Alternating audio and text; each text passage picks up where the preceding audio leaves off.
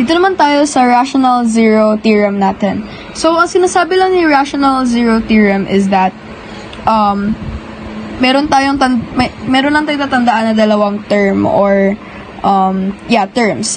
Where P, ito, si P raw ay is a factor of the constant term. Okay, saan dyan yung constant? Yung P daw is the constant term. While Q is the leading coefficient.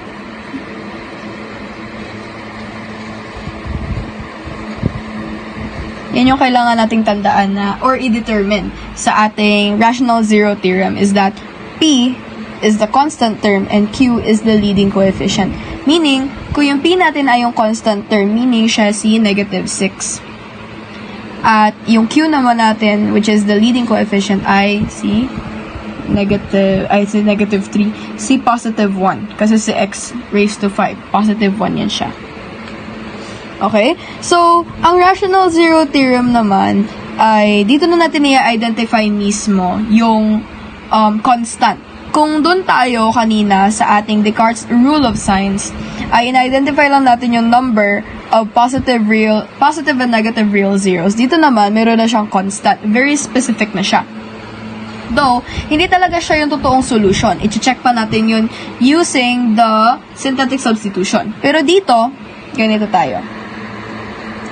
Okay? P ay factors.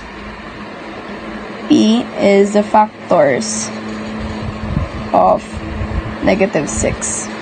However, Q ay factors of positive 1. So, sa negative 6, meron tayong positive and negative 1, positive and negative 2, positive and negative 3, ano pa? Positive and negative 6. And dito naman sa Q, which is 1 from x raised to 5, positive and negative 1. So, ang gagawin next ay P over Q. Okay, gagawin natin ganyan. P over Q. No? Kasi sa definition sa book, basahin ko a given polynomial function defined by, or a given polynomial function with an integer coefficient where n is a non-negative integer. Ibig sabihin dito, non-negative dapat siya. The possible rational zeros of P of x or the polynomial are of the form P over Q. So, para mahanap yung possible rational zeros natin, kasi dito, rational zeros. May value na. Possible rational zeros natin. Kailangan mahanap natin in the form of P over Q. Now, sa P natin, we have positive 1 and negative 1. We have positive 2 over 1. Positive 2 or negative 2 over 1. Positive and negative 3 over positive negative 1. Positive negative 6 over positive negative 1.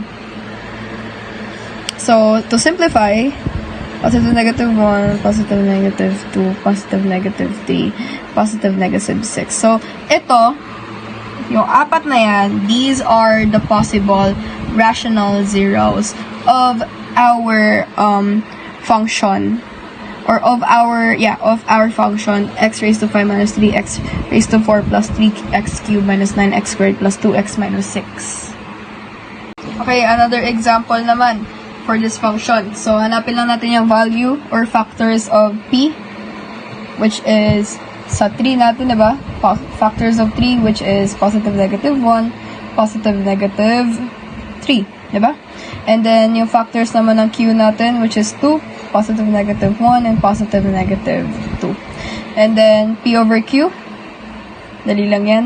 We have positive negative 1 over 1, positive negative 3 over 1. We also have positive negative 1 over 2. And positive negative 3 over 2. So, ayan. Okay? So, simplify natin sila. Magiging positive negative 1, positive negative 3, positive negative 1 half, and then positive negative 3 over 2. So, ayan yung mga possible rational zeros ng ating function na 2x cubed plus 3x squared minus 8x plus 3. Pinaka-last natin is yung synthetic substitution. Okay? So, sa synthetic substitution, i-check lang talaga natin using synthetic division kung each of these, yung mga nakuha nating possible rational zeros is maaaring maging zero ng function na to. So, start. So, positive 1 muna tayo. So, baka malalaking numbers to yung iba, pero buti na lang, ganyan lang kaliit. Okay? 2, 1, 5, 1, 5, negative 3, negative 3, 0. So, makikita natin that positive 1 no, is a 0 or a solution, is a 0 of our function. So, sulat ko lang dito. Positive 1. Wait, double check ko. 2, 3, 5, 5, that's 1, negative 3. Yeah. Next ay ang ating negative 1. So, check talaga natin yan. So, 2, negative 1, negative 2, positive 1, negative 1, negative 2, negative 10, negative 1, okay, 13. So, hindi kasama si negative 1. Okay? So, hindi kasama sa negative 1. Try natin sa positive 3. Baka meron si positive 3. So, 2 times 3, we have 6. 9 times 3, we have 27. Minus 8, we have 19 times 3. Hindi. Okay? So, hindi rin siya solution. Or, ay, hindi. 0. Si negative 3. Okay. 2, negative 3, we have negative 6. Negative 3, negative 3, positive 9, 1, negative 3, negative 3, 0. So, negative 3 is a 0 of our function. So, sulat natin yan. Next.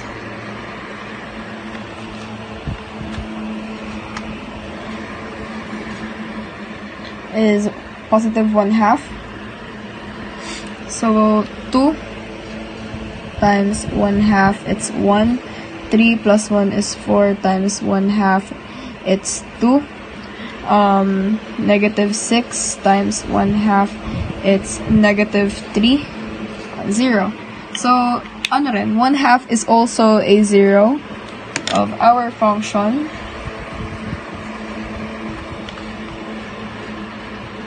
How about negative 1/2? Grabe siya. Yeah. How about negative 1/2?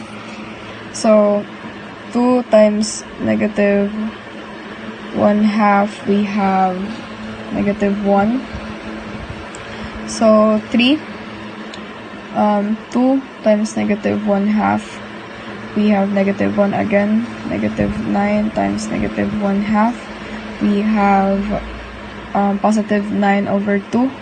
So, 3 plus 9 over 2.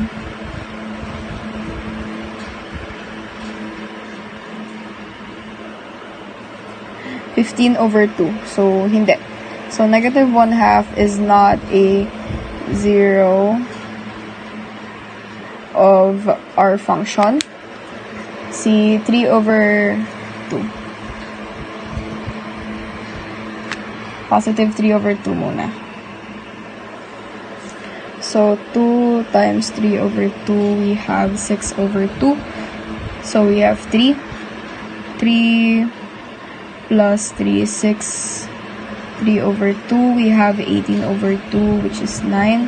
1, 3 over 2. 1 times 3 over 2 is also 3 over 2. So, 9 over... Yeah, it's 9 over 2. So, hindi si 3 over 2. It's not a 0 of our function. Baka negative 3 over 2. So, 2, negative 3 over 2.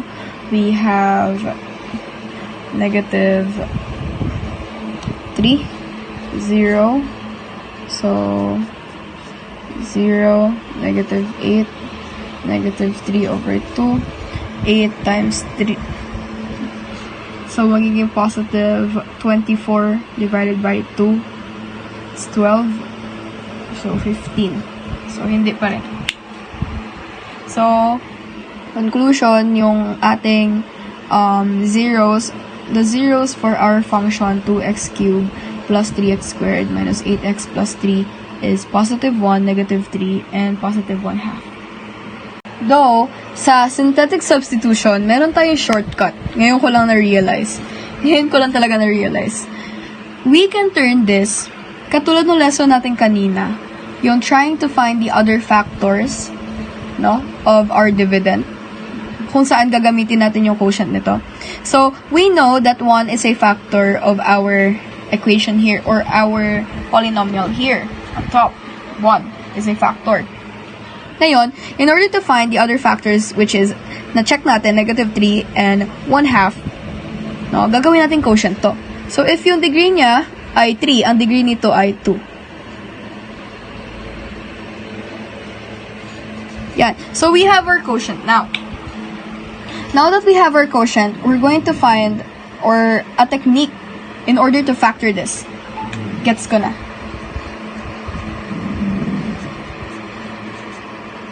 Okay? So, in this case, nasa form siya ng ax squared plus bx plus c. So, I'm going to use the perfect square trinomial technique or method. So, negative 6 and 5. So, we're going to find two numbers. Dalawang numbers na kapag inad mo ay may sum na 5 at kapag minultiply mo ay meron silang product na negative 6. Okay?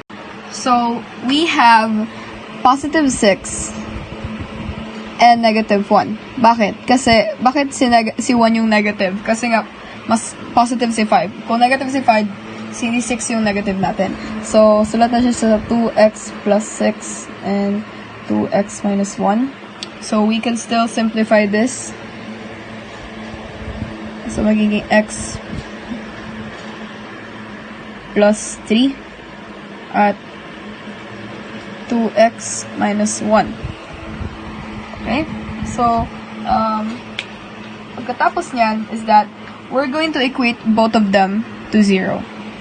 Okay? So, x plus 3 is equal to 0. Move mo yung si 3 dito, magiging negative 3. At 2x minus 1 equal to 0. Move mo si 1 dito. So, 2x magiging 1. Divide mo kay 2. Magiging x is equal to 1 half. So, tama. Okay? Kanina, di ba, chinek natin using synthetic division? Ngayon, kailangan na natin mahanap ang isang term na factor ng ating dividend.